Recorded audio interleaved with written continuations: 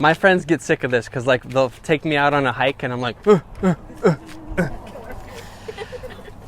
There's like 5 things to talk about right here. So the next thing that I want to talk about, which most of us already know, is grass.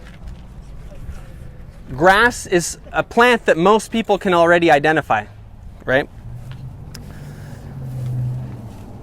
There's lots of different varieties of grass, and in my book, it's probably the best survival food because everybody knows what grass is. It's hard to miss.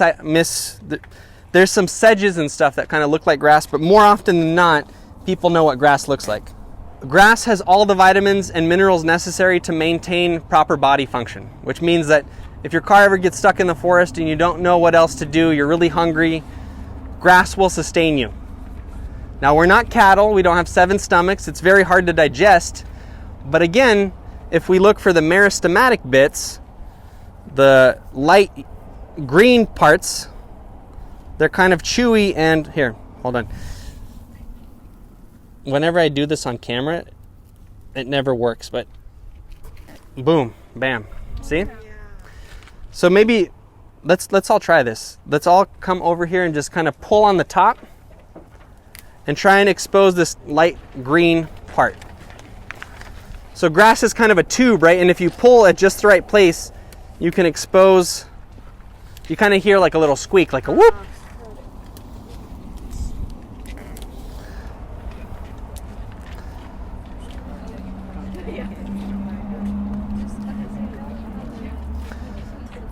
So when we were hiking on the trail, for example, one thing I would do, I would get ahead of my family because I was walking the fastest. I was a 13-year-old boy and had a lot of energy to expend. And I would just walk all day and throw it away. Throw it away. So by the end of the day, maybe I had 1,000 pieces of grass, you know, and this part is actually quite delicious. Again, it's that kind of meristematic asparagus-like part. And then the other thing that accomplishes is because nature is very wise.